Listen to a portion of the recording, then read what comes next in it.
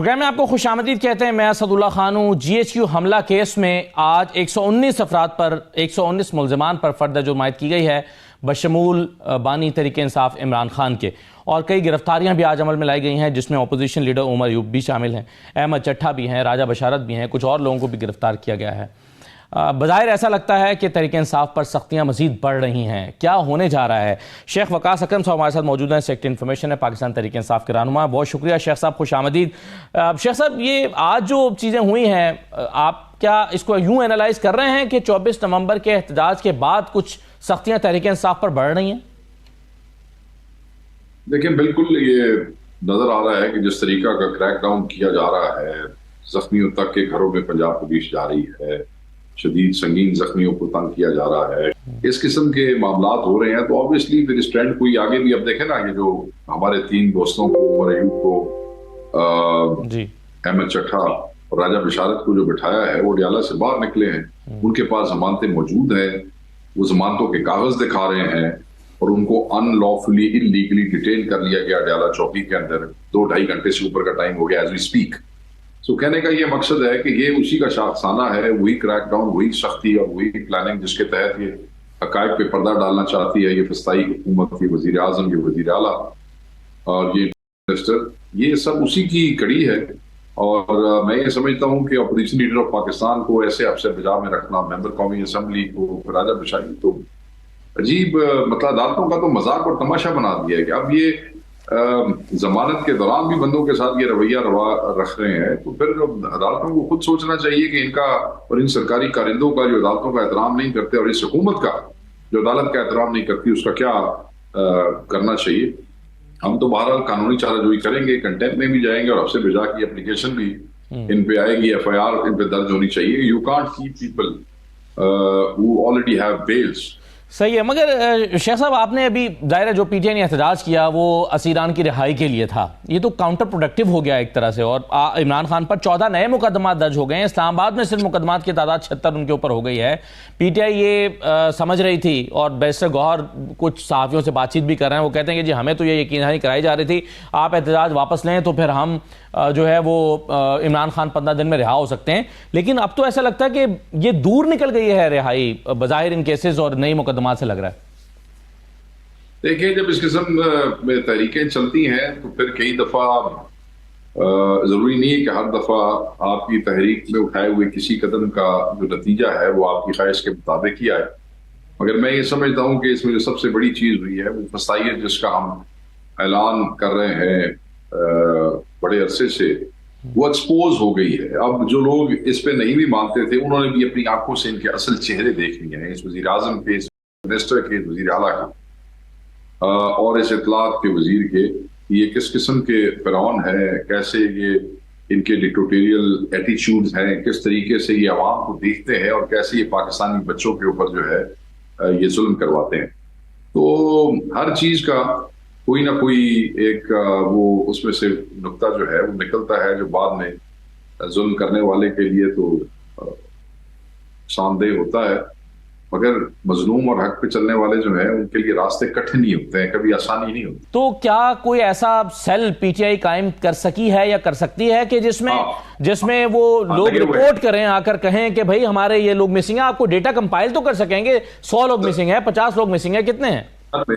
सुन लो, जिस दिन मैंने 12 की फिगर दी थी ना प्रेस कॉन्फ्रेंस में, उसी प्रेस कॉन्फ्रेंस में हमने एक हेल्पलाइन लॉन्च की थी जिसमें 4 नंबर दिए गए। ठीक। एंड वहां पे हमारे लोग बैठे हैं, लोग कॉल कर रहे हैं, कोई इंजर्ड है, कोई ज्यादा इंजर्ड है, और वो हमें रिपोर्ट्स लिखवा रहे हैं, वो डाटा हम कंपाइल कर रहे हैं। We right in the middle of doing that. अभी तक वहां किसी ने किसी शहादत जो है अभी तक रिपोर्ट नहीं की। अगर जैसे होगी तो हम आपके साथ शेयर करेंगे, हम आपके साथ नहीं शेयर करेंगे तो कितने जावांगे, तुझी साड़ी आवाज बढ़ाओगे। हाँ नहीं, लेकिन सर उसमें मिसिंग लोगों के कोई डेटा आया कि जी अब तक की अपडेट क्या है? कुछ डेटा है, कुछ डेटा मौजूद है, मगर हम जब तक डाटा फुल कंपाइल नहीं हो जाता हम तब तक उसको वो नहीं करेंगे। अभी तक तो मिसिंग लोगों का डाटा जो है वो 200-300 प्लस से है। सिर्फ 150-200 का तो हम कह सकते हैं कि KP के अंदर है जो मिसिंग है, और बाकी फिर पंजाब में तो मसाइल हैं। पंजाब में तो हमें, आपको पता है कि चीजें इकट्ठी करने में बड़ी मुश्किल है। ये आप ये कह रहे हैं कि 300 के करीब लोग ऐसे हैं जिनके बारे में ये कंफर्म हो गया कि वो गिरफ्तार नहीं है और वो उनसे कोई राब्ता भी नहीं हो रहा? नहीं नहीं नहीं, मिसिंग का हम ये कह रहे हैं कि वो हमें नहीं पता। वो मिसिंग का मतलब है वो घरों से चले गए हैं। अगर पुलिस ने उनको पकड़ लिया है तो अभी तक पेश नहीं किया। अच्छा। और अगर नहीं पकड़ा तो वो कहाँ है उनका पता नहीं चल रहा। आहिस्ता आहिस्ता पता चल जाएगा, क्योंकि ये आहिस्ता आहिस्ता तादाद कम हो रही है। लोग आ रहे हैं तो वो रिपोर्ट हो रहा है। पुलिस ने कुछ बंदे किस्तों में पेश किया ना जी, कुछ पहले दिन पेश किए, कुछ दूसरे दिन। वो जैसे जैसे पेश हो रहे हैं, अगर वो बंदे बीच में से निकल आते हैं तो माइनस हो जाते हैं वहां से। तो सर ऐसे लोगों की तादाद कितनी है जिनको ILF के लोग कानूनी मुआवनत फराहम कर रहे हैं, यानी कि जिनका पता चल गया है कि ये गिरफ्तार हैं? सर 824 के मुकदमे के हवाले से जो 24 के वो हैं, वो 849 तो वो हैं जो उन्होंने पेश करनी है, जो मेरे पास कल रात को डेटा आया। फिर आपको याद होगा 1100 पिंडी के पुलिस वालों ने एक्सेप्ट किया। फिर आपको याद होगा कि 600 के 700 जो था वो अटक के DPO ने कहा कि हम लोग वापस जा रहे थे, हमने पकड़े हैं। तो इस पे ILF जो है और खसूसन चीफ मिनिस्टर KP के जो टीम है वो उनको कानूनी और माली दोनों किस्म की मुआवनत जो है वो प्रोवाइड करने की कोशिश कर रहे हैं। और वो नंबर हमने इसलिए दिए हैं कि अगर कोई समझता है कि उन तक मुआवनत नहीं हो रही है तो वो नंबर्स पे बात करे, ताकि जहां तक हमारे लोग नहीं पहुंचे हम वहां पे पहुंच जाएं। सेकेंडली इन्होंने जेलें भर दी, ना वहां खाने को कुछ, ना वहां कोई सर्दी का मौसम है, ना कंबल, ना लेनी ना देनी, यहाँ पे बंदे ठोकी गए रहे। तो वो भी हमारे जो वॉलंटियर्स हैं वो भी कोशिश कर रहे हैं कि उनके लिए गर्म कपड़े और उन सब का वो अपील भी की लोगों से, और जो लोग वहां मौके पे कर सकते थे वो भी कर रहे हैं। जो कैपेसिटी है पार्टी की इस वक्त, पार्टी उससे बढ़ के कर रही है, सही है। कोशिश कर रही है, बाकी पता की शेख साहब ये इतनी एक ऐसे माहौल में सबका ये ख्याल है कि बातचीत एक माहौल को बेहतर कर सकती है, या इंगेज होना या किया जाना। एक फोरम बाज़ अपॉर्चुनिटीज निकलती हैं, जैसे कि आज ऑल पार्टीज कॉन्फ्रेंस थी KP में, PTI ने इसमें भी शिरकत ना करने का फैसला किया है। हो सकता है इस फोरम पर बैठने से कुछ माहौल में कुछ बेहतरी आती। क्यों PTI ने सोचा कि इसमें नहीं? आपको शायद अंदाजा नहीं है। नहीं, ये ऑल पार्टीज कॉन्फ्रेंस जी ना, एक कुरम दे हवाले ना से, और कुरम में तो अब ये भी मजाक वाली बात है तौर पे सर नहीं सर, बेसिकली कुरम पे थी। अगर आपने उसके पार्टिसिपेंट देखे हो तो मेजोरिटी कुरम के लोग और कुरम से मुतल्लिका और बाजूड़ और आगे पीछे के दोस्त बैठे हुए थे। अच्छा, अब बात ये है कि कुरम का जब इशू हुआ तो चीफ मिनिस्टर वहां पे गए, खुद कुरम बैठे रहे। उससे पहले इनके 2-3 वज़रा को 5-7 दिन वहां आते जाते रहे। चीफ सेक्रेटरी IG को वहां भेजा। जब ग्रैंड पख्तून जिरगा हुआ तो चीफ मिनिस्टर खुद वहां पे पहुंचे। बहुत सी उनकी चीजें थी जो रिजॉल्व की, एमिकेबली रिजॉल्व हुए।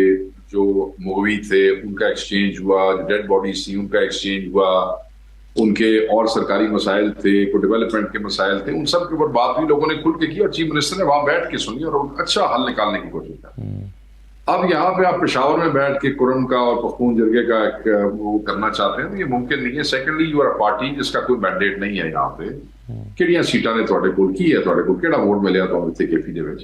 नंबर 2, आप वो पार्टी है जिसने बलूचिस्तान के अंदर नून लीग के साथ मिलकर गवर्नर रूल की और पार्टी को PTI को बैन करने की सपोर्ट की रेजोल्यूशन जो है उसको वो करवाया है। तो उसके बाद आप हमें यहाँ कहते हैं कि एक तरफ आप हमारी पार्टी बैन करने की रेजोल्यूशन सपोर्ट कर रहे हैं बलूचिस्तान में, दूसरी तरफ आप हम यहाँ तमाशा दिखा रहे हैं लोगों को, बड़ा ड्रामा के लिए, हम अमन के लिए, फलाने के लिए, ठीकने के लिए। आपकी नीयत ही ठीक नहीं है, आपका मैंडेट ही नहीं है। आपने हमें मतलब है किस हिसाब से वो आप करते हैं। हाँ, सब KP के लोग हैं, बैठे हैं, सिफारिशात अगर मुरतब कर लेते हैं। KP गवर्नमेंट ने कहा है कि आप हमें भिजवा दें, जो इम्प्लीमेंटेबल होगी इंशाल्लाह हम उस पर अमल कर देंगे। हमें सिर्फ आपको तस्वीरें खिंचाने का मौका और ये ड्रामों का वक्त नहीं है। सही है। शेख साहब, एक 3-4 दिन से एक मौजू पर बहस चल रही है, शायद मुमकिन तौर पर किसी कौमी हुकूमत या कोई मार्च-अप्रैल फार्मूला, कोई ऐसी हुकूमत जिसमें पीपल्स पार्टी का कोई इंपॉर्टेंट किरदार हो सकता है। आप और फिर पिछले दिनों में फैसल वाडा बड़े मुतहरिक हुए हैं, बिलावल साहब से भी मिले हैं, आज JUI से भी मिले हैं। आप कैसे रीड कर रहे हैं फैसल वाडा की मुलाकातों को और इस सारी डिस्कशन या चामगोइयों को मिलाकर कैसे देख रहे हैं? मैं ये देख रहा हूँ कि ये बेसिकली शायद जो है वो जो असल जिनके हवाले से वज़ीर आज़म भी कह चुके हैं, इमरान खान साहब भी, और हमने भी कहा अपनी प्रेस कॉन्फ्रेंस में कि वज़ीर आज़म मिनिस्टर, इंफॉर्मेशन मिनिस्टर, ये बेसिकली इनके ऊपर FIR होनी चाहिए। तो पीपल्स पार्टी शायद इस मौके से फायदा उठा रही है कि ये वाला मुद्दा सारा इन्हीं के ऊपर डाल दो और उसके बाद अपने लिए को जो है रास्ता बना लो। फैसल वाडा साहब ने हालांकि वोट दोनों पार्टियों से लिए हैं, खुल के नून लीग की बैंड बजा रहे हैं, उधर से फजलुर रहमान साहब को मिल रहे हैं। फजलुर रहमान और नून लीग के आपस में क्या ताल्लुकात हैं, तो ये सारा देख लें तो ये लोग इन क्राइसिस में, जबकि मुल्क क्राइसिस में है और इस किस्म की ये सानिया हुआ है इस्लामाबाद में, तो ये अपने लिए पॉलिटिकल अपॉर्चुनिटी देखने की कोशिश कर रहे हैं। अल्लाह बेहतर जानता है इनका दांव लगेगा या नहीं लगेगा। हमारे लिए तो दोनों एक जैसे हैं, ठीक है ना। मतलब है कि जो कुछ हुआ है उसमें ये लोग शामिल हैं, क्योंकि इन्होंने इस हुकूमत को सपोर्ट किया है, उस हुकूमत से ये फायदे उठा रहे हैं, उस हुकूमत की हर कमेटी का ये हिस्सा है, तो yes they are part of it. तो सर यानी ये कोई काबिल अमल फार्मूला है आपके ख्याल में? ये हो सकता है? और क्या पीटीआई इसको कैसे रिएक्ट करेगी अगर इस तरह की कोई चीज जो है वो मैच्योर होती है? पीटीआई के लिए तो दोनों घर एक जैसे हैं। पीटीआई के लिए तो कोई लेसर इवल वाला फॉर्मूला देखा जाए तो वो तो खान साहब ही उस पर कोई डायरेक्शन दे सकते हैं। हमारे पास तो इख्तियार नहीं, हमारे लिए तो दोनों एक जैसे। सर कोई अगर इस तरह की ऑप्शन सामने आती है कि भाई ये सेटअप जो भी बन रहा है ये कोई 6 महीने का सेटअप है, उसके बाद इलेक्शन हो जाएंगे, लेकिन इस सेटअप को आप सपोर्ट करें, हम आपको यकीन दहानी कराते हैं कि उसके बाद फ्रेश इलेक्शन होंगे, फिर पीटीआई का रद्द अमल क्या हो सकता है? सर हमारे और बड़े इस वक्त नाजे हैं। हमारे लिए इस वक्त सबसे बड़ा इशू जो है ना, और वो सोग है, वो दुख है, वो गम है इन 12 शुहदा का, और जो हमारे जख्मी हैं, हमारे लिए वो बहुत बड़ा इशू है। इमरान खान साहब की रिहाई, जो आपने कहा कि 74 मुकदमा और हो गए हैं और उसमें गिरफ्तारियां बढ़ती जा रही हैं, और किस तरीके से हमारे लिए वो बड़े इशूज हैं। हम अभी ये इन चीजों के हवाले से हम जब बैठेंगे तो बात होगी। अभी तक we are not thinking about such line. Sir आखिरी कार्ड की बात इमरान खान बात कर रहे हैं, आज भी उन्होंने की है। इमरान खान साहब ने कहा कि अब मैं जल्दी अपना आखिरी कार्ड खेलने वाला हूं। अब जाहिर है यकीनन ये आपके इल्म में भी तो नहीं होगा कि उन्होंने किसी से भी शेयर ही नहीं किया, लेकिन इसकी रीडिंग क्या हो सकती है? क्या हो सकता है आखिरी कार्ड? अलीमा खान साहबा ने आख्या है कि उनको पता है कि वो कार्ड क्या है। अलीमा साहबा को पता है? कहा उन्होंने, मैंने अभी टिकर देखा। अब आप लोग आजकल टिकर भी आप व्हाट्सएप ग्रुपों में से उठा के चला देते हैं कई दफा। आई डोंट नो उसकी ऑथेंटिसिटी क्या है। अच्छा, जो बात मैंने सुनी है सलीमा खान साहबा की, उन्होंने कहा कि जी इमरान खान ये बात कहते कहते फिर अगली एटीसी में चले गए और बात मुकम्मल नहीं हो सकी, लेकिन हमने उन्हें कहा कि जरा सोच समझ के डिस्कस करके फिर कीजिए। तो ये मतलब ये क्या असेंबलियों से निकलने की बात हो सकती है या क्या हो क्या सकता है? I don't know, sir. Let's not. We are in difficult times. This is a very sensitive issue, and let's not guess. If it's a card which Imran Khan is keeping to his heart, we should all respect that and wait for it. सही है। चलिए शेख साहब ये बता दें कि अभी party के अंदर चूंकि बहुत सारी चीज़ें चल रही हैं, 26वीं तरमीम पर आज एक खत भी आया है, वो उसका मैं भी जिक्र करता हूं। लेकिन 26वीं तरमीम हुई थी, आपने पार्टी के कुछ लोगों को शोकोस दिया था, वो जवाब भी आया था, इसमें कोई पेशरफ्त हुई है? सर ऐसी इस्लामाबाद वाले इसमें जो किसी पासे लगाएंगे तो उसके बाद अगली पेशरफ्त लिखांगे ना सर। अभी इसमें कोई पेशरफ्त नहीं। अच्छा, तो ये जो आज सर खत लिखा गया है 26वीं तरमीम के मामले पर जस्टिस मंसूर की तरफ से, आपके इल्म में आया होगा सुप्रीम कोर्ट के चीफ जस्टिस को, और वो समझते हैं कि एक फुल कोर्ट जो है वो आईनी मुकदमात को सुन सकती है और पहले ये दरखास्तें सुने जो इस 26वीं तरमीम के खिलाफ आई हुई हैं। तो सुप्रीम कोर्ट के अंदर भी एक इब्हाम या एक इख्तलाफ राय बात तो ठीक कर रहे हैं। हम तो वो बात ठीक कर रहे हैं कि जो 26वीं तरमीम के खिलाफ अगर वो केसेस दायर हुए हैं तो उनको सुन लो। मतलब है कि उसको पहले ही तुसी अपनी आगे सारे मामला शुरू कर देते हैं। वो मसूद साहब ने ठीक कहा है, वो कहते वो ठीक कह रहे हैं। यूजुअली तो ऐसी चीजों पर स्टे हो जाना चाहिए और जब तक उसका फैसला ना हो जाए तब तक ये कमेटियों की प्रोसीडिंग्स नहीं होनी चाहिए। सही है। आखिर में शेख साहब ये बताते जाइए कि आप काफ़ी दिन गुजर गए, 10 दिन हो गए तकरीबन 24 को, आप कैसे एनालाइज करते हैं? पार्टी के अंदर एक डिस्कशन मौजूद रही 24 की से पहले भी कि हमें इस एहतजाज को मौखर करना चाहिए, अभी इसके लिए हम तैयार नहीं है, इसमें नहीं जाना चाहिए। आज क्या पार्टी के अंदर ये डिस्कशन, ये रिग्रेट मौजूद है कि ये गलत हुआ, ये नहीं होना चाहिए था, हमें हमारी तरफ से इसको मौखर किया जाना चाहिए था? देखें, इतनी बड़ी पार्टियों में हर तरह की सोच प्रिवेल करती है, मगर at the end of the day majority क्या होती है वो ये देखना है। मेजॉरिटी इस वक्त गम में है, सोग में है। ये पीसफुल प्रोटेस्ट है। अगले इतनी दूर सफर करके आए ने, कुछ भी नहीं होया रस्ते बह जाते आराम नाल ते ना की सी उत्थे उन्होंने एहतजाज ही करना सी। वो फलस्तीन वाले भी तो बैठे ही रहे, पूरा महीना बैठे रहे। आपने वो रेड जोन इलाका आपने बंद किए रखा है। हम तो बाहर डी चौक पे बैठ जाते, लोग अपनी तकरीरें करते, अपने दिल की बात करते, बैठे रहते। तो ये तो मुझे याद है यही नून लीग की हुकूमत कहती थी, आओ आओ हम तुम्हें फैसिलिटेट करेंगे, यहाँ करेंगे, यूं करेंगे। मुझे इसलिए सी देखो ना, जो साड़ी हुकूमत सी मोहतरमा मरियम नवाज साहब ने कश्मीर के इलेक्शन से लेके जीपी के इलेक्शन से लेके पाकिस्तान के हर जिले सूबे में जहाँ हमारी हुकूमतें थी, मैंने दसो कितनी जगह पे सी फायर किया, कितनी जगह ते असी कंटेनर लाए, कितनी जगह ते असी इन्हां दे बंदे चुके। तो ये तो बेसिकली सारे मॉडल टाउन के आर्किटेक्ट्स हैं। इनसे आप क्या तवक्को कर सकते हैं कि ये तो अपनी आवाम के, ये तो वो अशराफिया जो हम में से है ही नहीं। ये बाहर से आते हैं, अपना इक़्तिदार लेते हैं, मौजे मारते हैं, जिसले चबला ज्यादा बच जाती ने उसले पाकिस्तान छोड़ के वापस चले जाना है। कहने सर सही है। बहुत शुक्रिया शेख वकास अकरम साहब, बहुत शुक्रिया प्रोग्राम में शिरकत करने के लिए। एक छोटा सा ब्रेक लेते हैं नाज़रीन, ब्रेक के बाद वापस आएंगे, इन तमाम मौज़ूआत पर मजीद बातचीत करेंगे। हमारे साथ रहिए।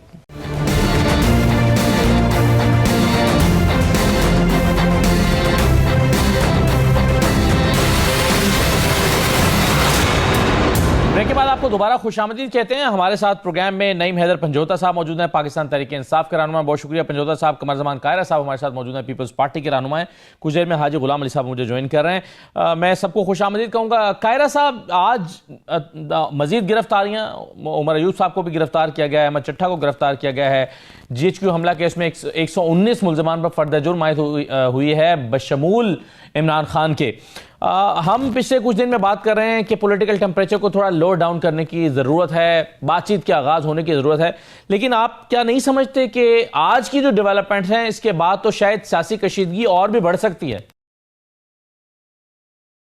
देखिए, 9 मई के वाकयात के ऊपर तो जो सूरत हाल है वो तो रियासती रवैया आपको पता ही है उसके बारे में क्या है। लेकिन इस वक्त तो देखना यह है कि अगर उसकी फर्द जुर्म आयद हुई या जो मुकदमात थे उसमें गिरफ्तारियां होना तो एक मामूल का अमल है, लेकिन गुफ्तगू और बातचीत आपकी ख्वाहिश तो है, हमारी भी ख्वाहिश है, मीडिया भी चाहता है कि डायलॉग हो, सियासी जमातें और हुकूमत भी चाहती है कि डायलॉग हो। लेकिन खान साहब को कौन कहे कि डायलॉग करें? जिनसे वो डायलॉग करना चाहते हैं वो कर लें, वो उनसे नहीं करना चाहते, वो डायलॉग सियासी डायलॉग में मुलव्वस ही नहीं हो सकते। तो वो खान साहब उनसे करना चाहते हैं जो उनसे नहीं करना चाहते, हम खान साहब से मुज़ाकरात करना चाहते हैं वो हमसे नहीं करते। लिहाजा इसका कदिया जो आके रुकेगा वो तो खान साहब की जाती है। वो अगर नहीं चाहते तो क्या हो सकता है? हम तो चाहते हैं कि डायलॉग के जरिए मामला फहमी होनी चाहिए, चीजों को बेहतरी की तरफ जाना चाहिए, हीट कम होनी चाहिए, लेकिन वो किसी दबाव के नतीजे में नहीं हो सकती, वो एक अकली दलील के नतीजे में हो सकती। सही है। पंजोता साहब, आज की जो गिरफ्तारियां हैं, इस यानी आपको अंदाजा हो रहा है कि 24 नवंबर के एहतजाज के बाद तहरीक इंसाफ पर सख्ती कुछ बढ़ रही है, वो एहतजाज का फैसला सही नहीं था? बहुत शुक्रिया असद भाई, आपने मौका दिया।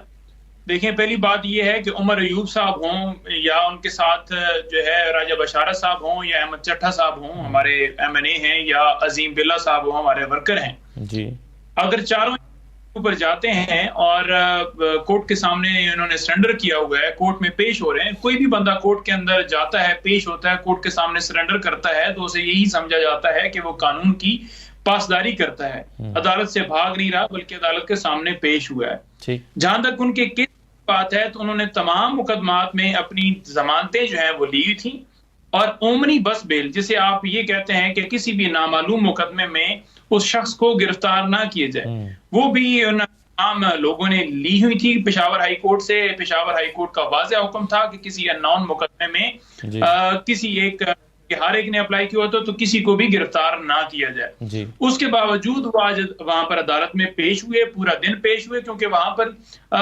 ट्रायल या वो अदालत तो चल नहीं रही, बल्कि उसे आप यही कह लें कि कभी फिल्म का एक हिस्सा चलता है, कभी दूसरा हिस्सा चलता है, कभी तीसरा हिस्सा चलता है। आज 3 केसेस लगे हुए थे जी, तोशाखाना भी और उसके साथ ये GHQ वाला भी और अलकादर भी। तो ये सारे केसेस वहां पर एक दिन में यके बाद दीगरे लगाए जाते हैं। और दूसरी तरफ आप देखें कि नवाज शरीफ हों, जरदारी हों या कोई और हों, उनके तमाम केसेस जो हैं आज तक उनकी जो सूरत हाल है कि उन्हें किसी अदालत में हमने नहीं देखा कि वो पेश हो रहे हैं, उनको क्लीन चिट्टें दे दी गई हैं, वो बरी ज़िम्मा है। किसी के ऊपर फर्द जुर्म लगाना था तो दूसरे दिन उसे वजीर आजम बना दिया गया।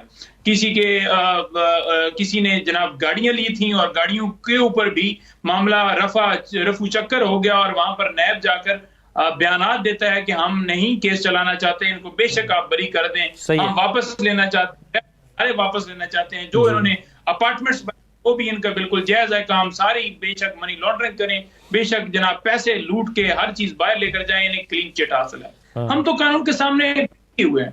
और जहां बात है कि क्या एहतजाज इस्लामाबाद में करना और उसके बाद सख्ती आना, तो मुझे कोई आइन में ऐसी चीज दिखा दें जहां पर लिखा हो कि आर्टिकल 16 के तहत आप एहतजाज नहीं कर सकते या आप आर्टिकल 19 के तहत कोई बात नहीं कर सकते, आपको आजादी राय नहीं है। ये तय करना हुकूमत जो फार्म 47 के मुताबिक बनाई गई है कि ये जमात एहतजाज का हक नहीं रखती या ये इंतशारी है, तो ये उनका कोई इसके अंदर जुरिस्डिक्शन नहीं बनती। चलिए, आईनो कानून तो एक चीज है ना पंजोर साहब, वो तो है, लेकिन मखसूस हालात भी होते हैं, कुछ ग्राउंड रियलिटीज भी होती हैं। 9 मई के वाकयात के बाद से तहरीक इंसाफ जिस फेज में से गुजर रही है, जाहिर है आप उसको जहन में रखते हुए ही अपने सियासी कदम उठाएंगे। और अभी तो आज इमरान खान साहब ने फिर कहा कि बस अब थोड़ा ही वक्त रह गया, मैं आखिरी कार्ड अपना जो है वो लास्ट कार्ड चलने वाला हूं, तो वो लास्ट कार्ड के बारे में भी सवाल पैदा हो रहा है। तो क्या इन तमाम चीजों को आप आइसोलेशन में देख सकते हैं कि कानून आपको क्या इजाजत देता है और क्या नहीं देता? ग्राउंड रियलिटीज भी तो हैं। देखिए ऐसा साहब, बात यह है कि जहां पर बात केसेस की, तो जब भी किसी ओपन अदालत कोई भी केस आता है, चाहे वो तोशा खाना हो, चाहे अलकादर हो, चाहे 9 मई के केसेस हो, वहां पर तौर पर जो है नाकाम रही है। लाहौर हाई कोर्ट के अंदर 9 मई के केसेस की जब समाअत थी, जब खान साहब की गिरफ्तारी डाली गई थी, तो वहां पर अदालत ने कहा था कि एविडेंस दिखा दें, तो वहां पर तो कोई शवाहिद नहीं थे कि जो जोड़ सकें कि इमरान खान साहब ये हदायत दे रहे हैं कि आप इस चीज को आग लगा दो, इसका जलाओ गिराव कर दो, इसे तोड़ फोड़ कर दो। पुरअमन एहतजाज का हमेशा वो कहते रहे हैं और वो अब भी कह रहे हैं, हमेशा कहेंगे। चलिए, बिल्कुल सही है, मगर इसमें एक चीज इंपॉर्टेंट है। अब जहां एक तरफ ये सारी बातें हो रही हैं, कायरा साहब के सियासी दर्जात बढ़ रहा है, दूसरी तरफ कुछ डिस्कशंस इस्लामाबाद के ड्राइंग रूम्स में, यहां तक कि अब तो टीवी टॉक शोज में भी शुरू हो गई हैं और कुछ पॉलिटिशियंस भी कर रहे हैं, और वो बातें हैं किसी कौमी हुकूमत से मुतालिक, मुमकिन तौर पर एक सियासी ये जो हुकूमत इस वक्त चल रही है इसमें किसी तब्दीली से मुतालिक, जिसमें मुमकिन तौर पर शायद बिलावल साहब का बड़ा इंपॉर्टेंट कोई किरदार हो सकता है। फैसल वाडा साहब भी मुतहरिक हैं, आज मौलाना JUI के वफ्द से मिले हैं, पिछले दिनों वो बिलावल साहब से मिले थे। क्या आप इस पूरी थ्योरी के ऊपर कुछ सोच रखते हैं कि इसमें ये वाकई कुछ हो रहा है? देखिए, ये जो कौमी हुकूमत का तस्वर है ना, ये बहुत पुराना है। जनरल मुशर्रफ या उससे भी कई दफा पहले सोचा गया है, कई दफा, लेकिन ये कभी काबिल अमल नहीं हुआ। अब भी ये गुफ्तगू ड्राइंग रूमों में कुछ इंटेलेक्चुअल्स ने ये शुरू की हुई थी और अब इसको सोशल मीडिया पे डिबेट हो रही है। अब अनफॉर्चुनेटली सोशल मीडिया से ये फॉर्मल मीडिया का हिस्सा बन जाती है, लेकिन इसका कोई एसेंस है नहीं। कौमी हुकूमत कौन सी? कौमी हुकूमत की हद तक क्या PTI उस पर शामिल होगी? क्या मुस्लिम लीग और बातें अपने JUI और पीपल्स पार्टी सारी हुकूमतों जमातों के ऊपर हुकूमत बननी है? तो क्या ये लॉजिकल बात है कि ऐसा हो पाएगा? पहले देखना चाहिए कि क्या ये मुमकिन है, और अगर PTI को निकाल के कोई कौमी हुकूमत बननी है तो वो तो ऑलरेडी है। यानी मुस्लिम लीग की हुकूमत है, पीपल्स पार्टी उस हुकूमत को सपोर्ट कर रही है, उसका हिस्सा नहीं है। MKM उसके साथ है, बाकी जमातें उसके साथ है, JUI नहीं है ना। हाँ, तो क्या ये क्या लॉजिक है? मतलब ये तो फिर आप कह रहे हैं कि उस तरह की हुकूमत हो जाएगी जो अभी इस इलेक्शन से पहले एक PDM की हुकूमत थी। मैं तो आपसे ये पूछ रहा हूँ कि आपके सवाल का लॉजिकल कोई बेस बन सकता है? अगर उसका लॉजिकल बेस बन सकता है, पॉसिबल है, कौमी हुकूमत का तस्वर ये होता है जी, या जो ये है तो वैसे अभी तक जी, जी। एक ख्याल, ख्वाबो ख्याल, वो ये होता है कि जी उसमें अपोजिशन का जो रोल है वो ना हो, सारी जमातें हुकूमत का हिस्सा हो और कुछ अरसे के लिए ऐसी यूनिफॉर्म पॉलिसियां बनाई जाएं जिससे मुल्क को आगे बढ़ाया जाए और मुल्क के क्राइसिस को हल किया जाए। ये एक बड़े अरसे से ख्वाब देखा जाता है। ये इसकी अमली ताबीर क्या हो सकती है? हमारे मुल्क के अंदर जमातों के जितने डिफरेंसेस होते हैं, जितनी दूरियां हैं, क्या ऐसी कोई हुकूमत जिसमें ऑल कंट्राडिक्शंस इकट्ठी कर दी जाए और फिर कहा जाए कि वो कोई फ्रूट दे देगी? तो मेरा नहीं ख्याल कि ऐसा पॉसिबल। बिल्कुल ठीक है सर, मैं तो उसकी लॉजिकल पहले बेस की बात कर रहा हूं। हाँ, बेस क्या हो सकती है? हो रही है, नहीं हो रही है, वो तो सर, मगर मैं एक तो हाजी गुलाम साहब का तारुफ करा चालूं, हमारे साथ शो में मौजूद हैं, खुशामदीद। मगर मैं एक सवाल कारा साहब आपके सामने ही पहले रख दूं, और वो ये है कि आप कह रहे हैं कि इसकी लॉजिकल बेस क्या हो सकती है? तो शायद ये हो सकती है कि अगर आप एक ऐसी हुकूमत बनाते हैं जिसकी मियाद तय कर दें कि भाई ये 6 महीने के लिए बन रही है, 6 महीने के बाद फ्रेश इलेक्शन होंगे, क्योंकि पाकिस्तान में बहुत सारी जमातें बशमूल मौलाना फजल रहमान के फ्रेश इलेक्शन मांग रहे हैं, और कई जमातें समझती हैं कि इस क्योस का खात्मा नहीं हो सकता जब तक एक फ्रेश मैंडेट ना आए। तो 6 महीने के लिए या कुछ मखसूस मुद्दत के लिए बना दी जाए, तो उसके लिए तो ये इनिशिएटिव शायद लिया जा सकता हो सकता है PTI भी इस पर राजी हो जाए। मुतय्यन मुद्दत की गवर्नमेंट आप कह रहे हैं, एक पार्टी उसको लीड कर रही होगी। वो पार्टी जब लीड करेगी अगले इलेक्शन से पहले तक, तो वो पार्टी तो उस पर एडवांटेज लेगी। तो क्या बाकी जमातें जो सपोर्ट का हिस्सा होंगी उस पार्टी के साथ तावन करेंगी? क्या वो चूचू का मुरब्बा बन के पाकिस्तान के क्राइसिस का हल निकालेगी? सही। कौमी हुकूमत इस काम के लिए नहीं सोची जाती। जो ख्याल है, जो ख्याल करते हैं वो कहते हैं कि कुछ अरसे के लिए चले ताकि पॉलिसीज की कंसिस्टेंसी हो और शायद कोई बेहतरी का अमल हो। तो पहले इसको जरा खोले कि ये क्या डिबेट है। मेरी नजर में तो ये डिबेट है ही नॉन स्टार्टर। बिल्कुल ठीक है, बिल्कुल सही है। हाजी गुलाम अली साहब, ये फैसल वाडा साहब का मुलाकातें करना बिलावल साहब से या JUI से, इसको कुछ लोग गैर मामूली अंदाज में देख रहे हैं। ये एक मामूल की मुलाकात तो वैसे भी लगती नहीं है। आज की इस मुलाकात के बारे में आप कुछ बता सकते हैं कि इसका मकसद क्या है? वाडा साहब की इस मुलाकात को क्या मामूल की मुलाकात समझना चाहिए? बिस्मिल्लाहिर्रहमानिर्रहीम।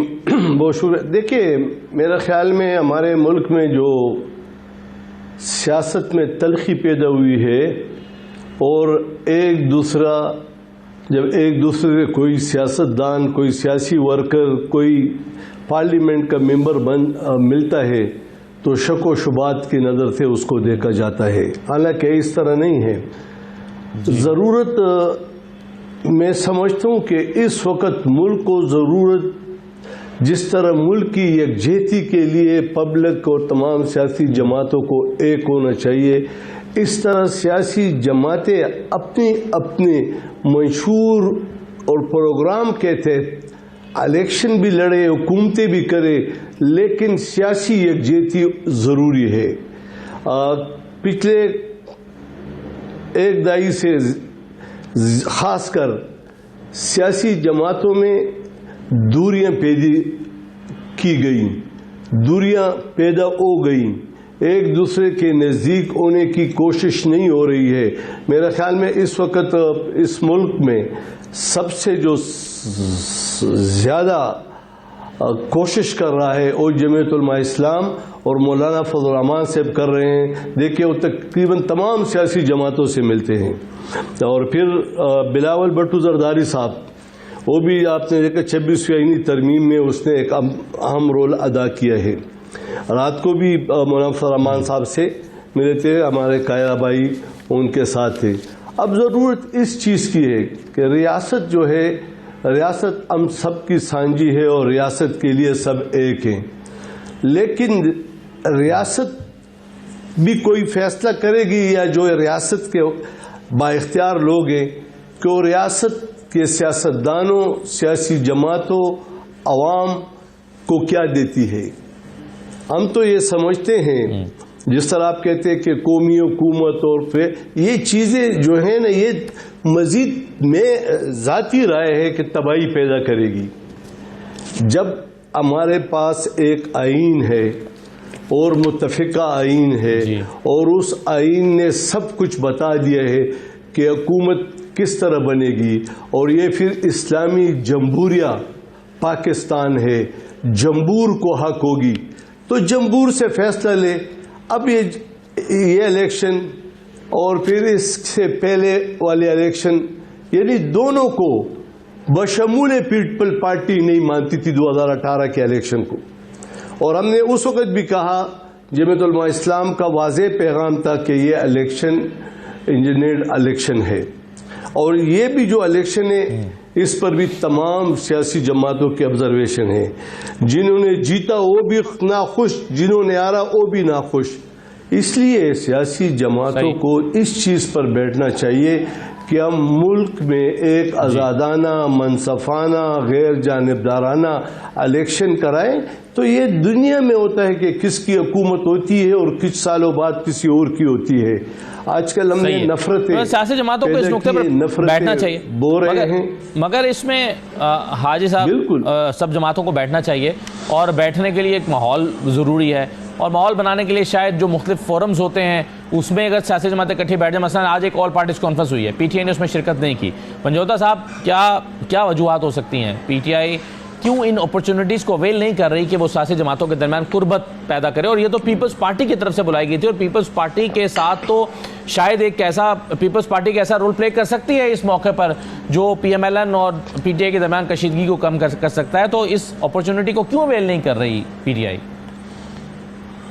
देखें, पहली बात आपने ये देखनी है असद भाई कि ये जो जमातें हैं क्या सियासी जमातों वाला रोल जो है वो अदा कर रही हैं। पाकिस्तान तहरीक इंसाफ के ऊपर पाबंदी लगाने की जो है वो रेजोल्यूशन पास कर रहे हैं, और दूसरी तरफ आप कहेंगे कि जनाब हम बुला रहे हैं जी और ये आ नहीं रहे। भाई आप कौन है? फिर आप कौन है? कौन बुलाने वाले हैं? आपको तो अवाम ने मुंतखब भी नहीं किया। वहाँ पर आप कुंडी साहब की बात करें तो वो अवामी नुमाइंदा नहीं है, वो अवाम के वोट से नहीं आए हुए। उनको एक पर्ची के जरिए वहाँ पर गवर्नर बनाया गया है और उनको इख्तियार ही नहीं है कि वो इस तरह की कोई जो है मीटिंग कंडक्ट कराएं, बुलाएं। इसलिए हमारी जमात जो है वहाँ पर नहीं गई। वो नहीं समझती थी कि जाएं और जाकर उनसे बात की जाए। बेले होने के बावजूद हमारे अपोजिशन लीडर और दीगर हमारे लोगों को गिरफ्तार करें, हमारे लीडर को जेल में डालें और हम कहें जी आए जी बैठते हैं। किस बात पर बैठे? क्या आपने कोई जेस्चर दिया है आज तक बैठने वाला? क्या आपने कोई ऐसा माहौल बनाया है बैठने वाला? आप घरों में छापे मारे हैं, चादर चार दीवारी का तकद्दस पामाल कर रहे हैं और आप कहते हैं जी ना आप कह रहे हैं बैठने का भी तो माहौल ही नहीं है। मगर सवाल तो सर यही है ना कि माहौल ये बनेगा कैसे, बनाएगा कौन? आखिर कहीं पर तो कोई नुक्ता आएगा ना ऐसा कि जहां पर इस डेडलॉक का खात्मा होना है, या डेडलॉक हमेशा तो नहीं बरकरार रख सकता। एक छोटा सा ब्रेक लेते हैं, ब्रेक के बाद वापस आते हैं तो जिक्र करेंगे कि जुडिशल कमीशन का जो 6 दिसंबर का इजलास है उसको मौखर करने के लिए chief justice of Pakistan justice Yahya Afridi को जस्टिस मंसूर अली शाह साहब की तरफ से खत लिखा गया है और उसमें कहा गया है कि एक तो ये इजलास मौखर किया जाए। और क्यों मौखर किया जाए? वो समझते हैं कि 26वीं आईनी तरमीम के तहत जुडिशल कमीशन की तश्कील 9 की गई थी, जबकि 26वीं आईनी तरमीम के खिलाफ 6 दर्जन से जायद दरखास्तें ज़ेरे इल्तिवा हैं और वो समझते हैं कि आईनी बेंच की मौजूदगी में भी फुल कोर्ट आईनी मुकदमात को सुन सकता है। इस पर पाबंदी 26वीं तरमीम में नहीं लगाई गई। तो इस पर भी बात करते हैं, एक छोटा सा ब्रेक लेकर वापस आते हैं।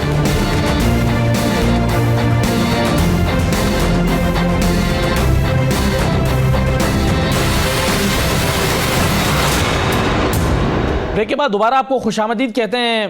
हाजी गुलाम अली साहब, अभी आप भी बात कर रहे हैं, कायरा साहब भी बात कर रहे हैं, वो कहते हैं कि जी माहौल को बेहतर होना चाहिए, मिल बैठें, बातचीत करें, लेकिन PTI मुसलसल ये कह रही है कि बैठने का माहौल ही नहीं है। एक तरफ गिरफ्तारियां हो रही हैं, एक तरफ PTI पर पाबंदी की करारदादें मंजूर हो रही हैं और तमाम सियासी जमातें उसमें लगी हुई हैं।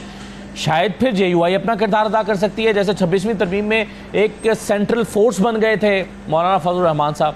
तो एक तो ये बताइएगा कि क्या ये अमली तौर पर मुमकिन है JUI के लिए कि इस मौके पर अपना कोई किरदार अदा करे, या फिर वो अपने एहतजाज वाला रास्ता ही इख्तियार करिए जो PTI ने इख्तियार कर रखा है?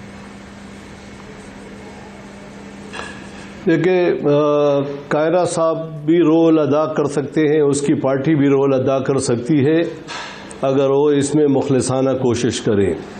जहाँ तक मौलाना फजल रहमान साहब का ताल्लुक़ है, हमारी सियासी तरबियत, हमारी तारीख़ इस बात की गवाह है कि हम हमेशा रियासत और आइन के साथ खड़े हैं। आइन के अम्ब्रेले के नीचे हमेशा हमने सियासत की है और हमने गोली और बंदूक की सियासत कभी नहीं की है। और सियासी जमातों के साथ तलखियाँ, पीपल्स पार्टी के साथ हमारी तलखियत भी है और पीपल्स पार्टी के साथ हमारी रिलेशनशिप भी है, और हुकूमतों में भी थे और मुखालफत में भी थे। मुस्लिम लीग के साथ भी इस तरह है, PTI के साथ भी हमारी बहुत ज़्यादा तलखियाँ थी। लेकिन जब रियासत के लिए और आइन जब तकाजा करती है सियासी लीडरों से, तो उस तकाजे को मद्देनज़र रखकर जमीयत उलमा इस्लाम ने, ख़ासकर मौलाना फजल रहमान ने अहम रोल अदा किया। और आपने देखा कि वाहिद इस मुल्क में इस वक्त मौजूदा वक्त में वाहिद सियासी लीडर है मौलाना फजल रहमान, जिसको सब मिलते हैं बशमूल PTI। तो उन्होंने ऐसा एक तर्ज अमल इख्तियार किया है कि PTI भी उनके साथ राब्ते में भी है, मुलाकातें भी करते हैं, मशावरत भी करती है, पीपल्स पार्टी भी करती है, मुस्लिम लीग भी करती है और बाकी जमातें भी करती है। मैं तो रोज़े अव्वल से यही कह रहा था। खुद इस वक्त JUI एक ऐसी एक सिचुएशन में है जहां पर खुद JUI भी एहतजाज करने के लिए अल्टीमेटम दे रही है और मदारिस का एक मामला भी लटका हुआ, उस पर मैं आपसे बाद में बात करता हूं। अगर मैं पहले सुप्रीम कोर्ट के चीफ जस्टिस को लिखे गए जस्टिस मंसूर अली शाह साहब की खत की तरफ की जो है खत लिखा है उन्होंने, और वो कहते हैं कि जी ये तो कहीं कदगन नहीं लगाई गई 26वीं तरमीम में कि अगर आईनी मुकदमा फुल बेंच ने को सुनने की जरूरत है तो फुल बेंच इसको सुन नहीं सकता, यानी फुल कोर्ट इसको सुन नहीं सकता। देखिए, जो लेटर आज सर्कुलेट कर रहा था, जो मैंने भी देखा है, जहां तक उसकी बात की जाए तो पहले तो ये बड़ा क्लियर मौकफ है कि 26वीं आईनी तरमीम के बाद अदलिया को बिल्कुल कंप्रोमाइज कर दिया है। और जहां पर बात की जाती थी कि बड़ी जी रिफॉर्म जरूरी हैं, ये चैम्बर से जजेस आ जाते हैं, ये चैम्बर से जजेस जो हैं वो लिए जाते हैं, ये किसी का रिश्तेदार होता है, किसी का छोटा भाई होता है, किसी का शागिर्द होता है। तो आज अगर देखें जो प्रपोज किए गए हैं नाम, जो नॉमिनेट किए गए हैं, उनकी लिस्ट जरा निकालें, उनमें से देखें कि कितने आपके ग्रुप से वाबस्ते हैं, कितने आपके रिश्तेदार हैं, कितने आपके दोस्त हैं, कितने आपके कुलीग्स हैं, तो आपको समझ आ जाएगी एक एक नाम के ऊपर कि ये नाम कैसे सारे पुट किए गए हैं।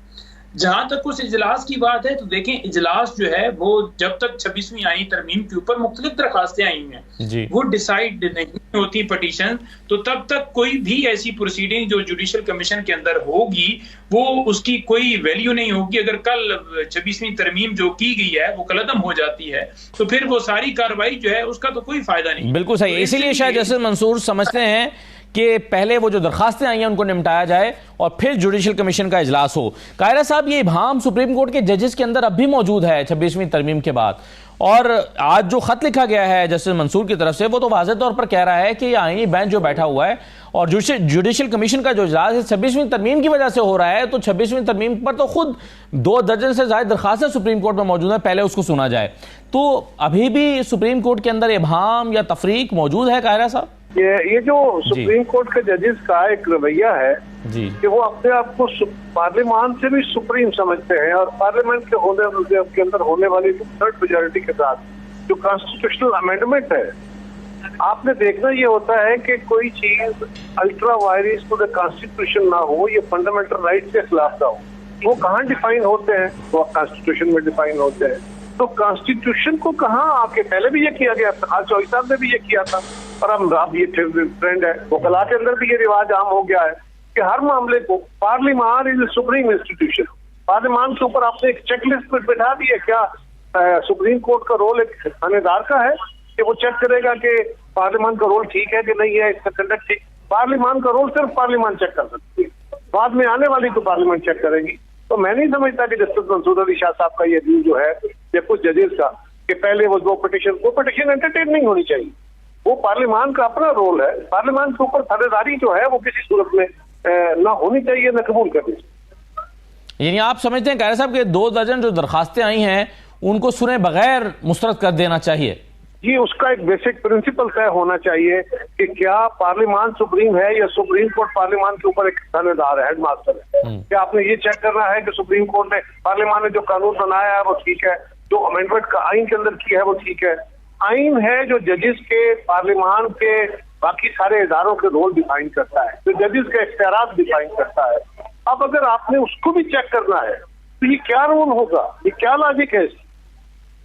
उसमें सर कुछ दरखास्तें इस किस्म की भी हैं ना कि तहकीकात की जाए कि ये जो आईनी तरमीम के लिए नंबर पूरा किया गया है ये किस तरह पूरा किया गया है, क्योंकि कुछ लोगों का ख्याल है कि धौंस और धमकी के साथ भी किया गया है। तो जिस तरह भी किया गया है, जिस तरह भी किया गया है वो वक्त गुजर चुका है। कौन करेगा वहां तहकीकात? सुप्रीम कोर्ट करेगी पार्लियामान की तहकीकात? ये क्या करेंगे? ये वकीलों का पैनल बन के करेगा तहकीकात? यार ये क्या, ये इस तरह निजाम चलाना है? पहले निजाम को ठीक करने के लिए कोशिश हो रही है। ये तो बहुत सारा जो पहले ही है ना कि हमारे इदारों के अंदर पार्लियामान जो सुप्रीम है, जो अवाम के इज्तिमाई शऊर की नुमाइंदा है, वो आपको पसंद है नहीं है, अच्छी है बुरी है, कैसे बनी है कैसे नहीं बनी है, ये सवाल नहीं है इस वक्त। उसको आप इम्प्रूव करते रहिए, करेंगे। लेकिन एक कानून बन गया है, वो उस वक्त तक कानून है जब तक कोई उस कानून को आके नए लोग, मैंडेट वाले लोग, वो आके उसको ठीक करें। ये सुप्रीम कोर्ट सिर्फ काम कर सकता है कि आइन के अंदर दिए गए फंडामेंटल राइट उसकी खिलाफ वर्जी तो नहीं हो रही। ये तो आइन बना है यार, जिसके तहत उनको ये इख्तियार मिला है। वो कैसे हो सकता है कि वो आइन को भी चेक करेंगे? वो तो थानेदार हो गए ना, या हेडमास्टर हो गए ऊपर बैठे। सही है, चेक आ गया उसको। सही, बिल्कुल ठीक है। चलिए पंजोदा साहब, इस पर कमेंट आप कर दें, फिर मैं हाजी गुलाम साहब के पास जाता हूँ। ये जो कायरा साहब कह रहे हैं कि इसको एंटरटेन ही नहीं होना चाहिए, दरखास्तें मुस्तरद हो जानी चाहिए सुने बगैर। देखिए बात यह है कि ये नुक्ता बड़ा अहम है। जहां पर बात है कि क्या ये पार्लियामेंट जो बनाई गई है जबर से, धांधली से, डाके से, क्या वो पिटीशनें पहले सुननी चाहिए या तरमीमें करके और आप 5 साल गुजार जाएं और 10 साल के बाद फैसला आ जाए कि वाकई वो धांधली ज़्यादा इलेक्शन था तो ये सारे हारे हुए हैं। कायरा साहब अगर उस नुक्ते के ऊपर गौर करें और उसके नुक्ते के ऊपर बहस करके उस पर रोशनी डालें तो वो मेरा ख्याल में ज्यादा वैलिड भी बात लगेगी कि क्या बुनियाद जो है बिल्डिंग की ठीक है या नहीं है। अगर बिल्डिंग की बुनियाद ही गलत है तो उसके बाद कोई तरमीम भी हो तो उसकी कोई वैल्यू नहीं होती। आपके पास अवाम ने इख्तियार नहीं दिया, किसी एक सवाल का जवाब ले लें, हर जवाब को ये डाइवर्ट कर देंगे, हर जवाब को अपनी उनका इनके पास सिर्फ एक जवाब होगा, ये इंतशारी है। भाई कोई जमात जिसके खिलाफ स्टोर होता है उसने डेफिनेटली उस जमात के ऊपर यही कहना है कि ये इंतशारी हैं, ये 9 मई वाले हैं, ये झूठे हैं, ये बिल्कुल गलत कर रहे हैं, इनको एहतजाज का हक नहीं है, ये डंडे लेकर आते हैं, क्योंकि बेसिकली वो उसके खिलाफ होता है तो वो तो कभी भी एडमिट नहीं करता। वो अगर मैंडेट ही एडमिट कर ले तो फिर बाकी बातें तो बाद में आएंगी ना, वो मैंडेट ही नहीं एडमिट। बिल्कुल सही है, बिल्कुल सही है, बिल्कुल सही है। मगर इसमें अब हाजी गुलाम अली साहब, प्रॉब्लम यह है कि आप इस 26वीं आईन तरमीम के खालिक हैं एक तरह से, क्योंकि बहुत सारी चीज़ें आपके पास आई थी और आपने फिर उसको उसमें अपनी प्रपोजल दी और आपने इसको वोट किया, सपोर्ट किया। लेकिन अभी भी आप देख रहे हैं कि सुप्रीम कोर्ट के अंदर इस पर सवाल बाकी हैं और खुद चीफ जस्टिस, खुद जो सीनियर तरीन सुप्रीम कोर्ट के जजेस हैं वो उठा रहे हैं ये सवाल। तो इसका मुस्तकबिल इस तरमीम का आपको फिर क्या लगता है सर? देखिए, एक रोल होता है पार्लियामेंट का, एक रोल होता है अदालत का। जमीयत उलमा इस्लाम कि अगर आप तारीख उठा के देख ले, हम हमेशा सियासी केसों को अदालत ले जाने के खिलाफ है और हम ये कहते हैं कि इदारों में मज़ीद मुश्किलात पैदा ना की जाए। जो आईनी बात है वो इदारे करेंगे इस तरह में या इस तरह डिबेट, ये अच्छी बात नहीं है। जहाँ तक हम इसके खालिक, आपने कहा कि आप खालिक तस्वर हो रहे हैं, तो इसमें हम आप इस पे हम फ़ख्र भी करते हैं और मुश्किलात भी थे। ये 62-63 शिकों वाला तरमीम था। ये खालिक होने की वजह से ये तरमीम 22 पे आया और 3-4 शिकें हमारी शामिल हो गई और जो शामिल हो गई उस पे दस्तखत भी नहीं हो रहे हैं। तो और मुनाफत रहमान के बयानात आपने सुने होंगे कि इस काले नाग के जहर और दान को हमने निकाल दिए पब्लिक के लिए, और उसमें पीटीआई का भी हमारे साथ इस चीज़ों पे इत्तेफाक था और पीपल्स पार्टी ने भी, हमने मिलकर इस एक जो 2-3 मसौदे थे और आके एक पे मुत्तफिक हो गए। तो जितने भी पार्लियामेंट से हो सका और जितने भी इससे खामियां दूर कर सके वो हमने की है। और अब चूंकि जैसे भाई कायरा साहब ने कहा, ठीक है, अब पार्लियामेंट आएगी तो उसको इख्तियार है मजीद दुरुस्त करने के लिए। सही है। तो मैं तो ये समझता हूँ कि इस वक्त मुश्किलात का खात्मा एक चीज़ है कि हम सब जमातें इस पे मुत्तफिक होकर इसके लिए काम करें कि भाई आज़ादाना, मनसफाना, गैर जानिबदाराना इलेक्शन हो। और अगर ये ना हो तो ये देखो, अब एक हफ्ते पहले मैंने सही है सर, मगर इसमें मसला ये है ना कि वो जमातें जो ऑलरेडी हुकूमत में हैं, चाहे सूबे में हुकूमत बनाई है, चाहे कौमी असम्बली में हुकूमत बनाई है, मगर हाजी साहब वो सियासी जमातें कैसे आएंगी इस नुक्ते पर सवाल तो ये है ना कि वो सियासी जमातें जो हुकूमत में हैं वो क्यों आएंगी फ्रेश इलेक्शंस के लिए? वो तो हुकूमत में ऑलरेडी है। बहरहाल बहुत शुक्रिया हाजी गुलाम साहब आपका, पंजोता साहब आपका भी शुक्रिया। यह आज का प्रोग्राम था, इजाज़त दीजिए, अल्लाह हाफ़िज़।